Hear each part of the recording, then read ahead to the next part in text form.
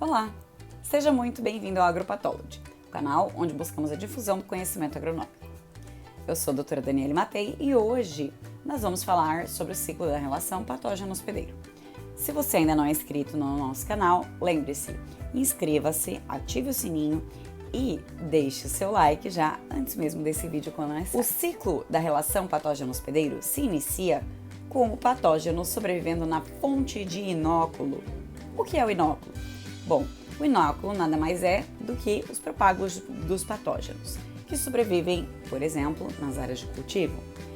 Essa sobrevivência pode se dar aonde? Pode se dar em plantas hospedeiras, pode se dar através do processo de saprogênese, que pode ocorrer pela decomposição de resíduos culturais, pode se dar ainda também através da formação de estruturas de resistência que vão sobreviver na área de cultivo ou mesmo em vetores.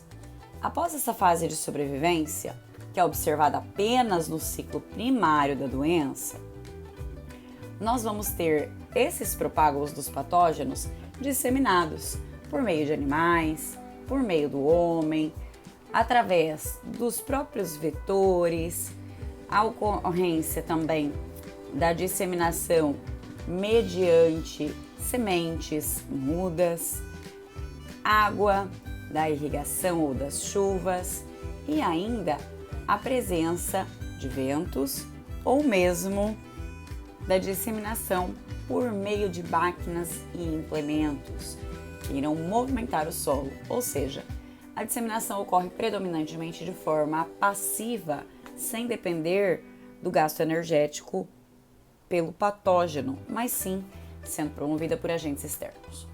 Quando esse patógeno é disseminado, ele vai conseguir chegar até a sua planta hospedeira e é nessa planta que vai se iniciar o processo de infecção, o qual pode ocorrer de diferentes formas, de forma ativa ou de forma passiva.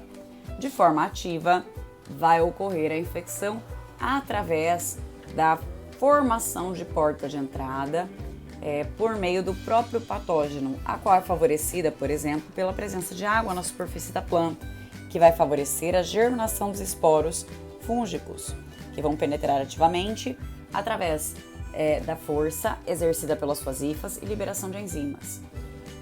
A infecção ativa também pode ocorrer por meio dos nematóides, os quais percebem a presença de exudatos nas raízes das plantas, se movimentam até elas e irão usar o seu estilete para perfurar a planta e também liberar enzimas, auxiliando nessa abertura de porta de entrada.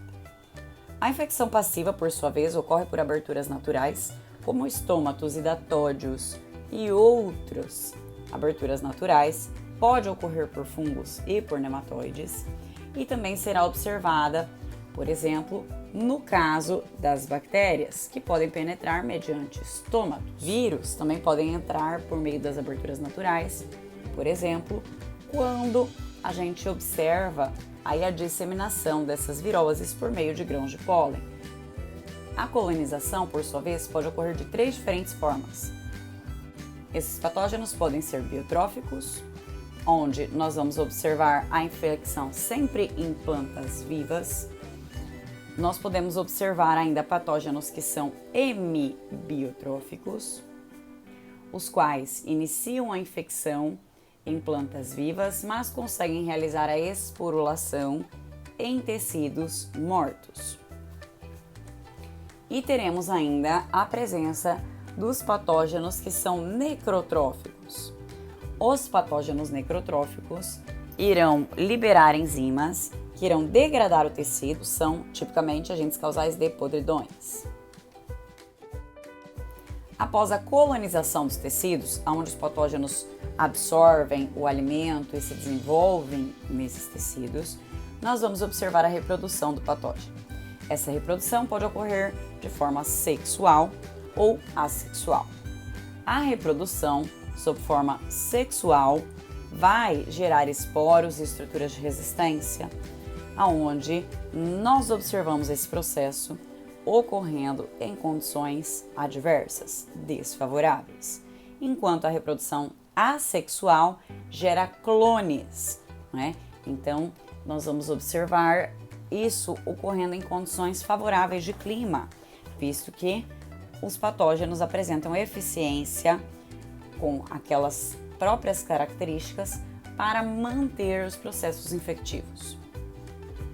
Após a reprodução sexual, formando esporos ou estruturas de resistência em condições adversas, os patógenos serão forçados a novamente sobreviver, reiniciando o ciclo primário. No entanto, como as condições adversas nem sempre ocorrem, a reprodução assexual ela é observada quando temos condições favoráveis ao desenvolvimento dos patógenos. Isso vai ocorrer principalmente ao longo do ciclo de cultivo da cultura, onde temos condição favorável para a planta, para o patógeno e a presença dessa planta hospedeira.